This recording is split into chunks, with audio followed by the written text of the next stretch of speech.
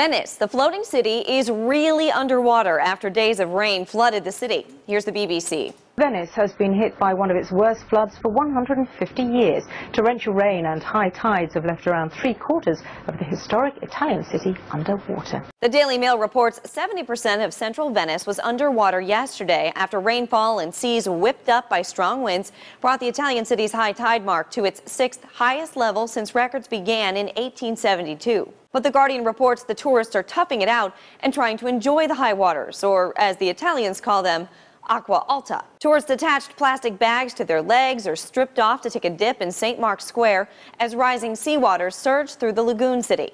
Venetians bombarded Facebook with moans about the city's weather forecasters, who had predicted just 1.2 meters of water on Saturday before correcting their forecast at dawn on Sunday. Venice authorities closed schools and some travel routes around the city. The Voice of Russia reports the city administration is urging citizens not to leave their homes and to remain on the upper floors.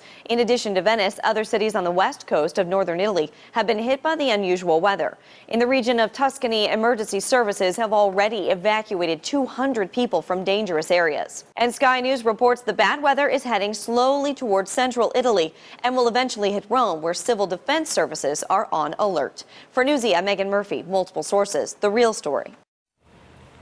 We're back with tonight's Outer Circle, where we reach out to our sources around the world. And we go to Venice tonight, where nearly three-quarters of the city is underwater after being hit by storms and flooding. Reuters reports high water reached 5 feet. That's the sixth highest level in 140 years. I asked Atika Schubert how people are faring. Well, Aaron, the canals of Venice make it one of the most romantic cities in the world, but also one of the wettest. Take a look at these pictures. About 70% of the city is reportedly underwater after it was battered by storms, and the water levels rose by more than 5 feet, more than normal.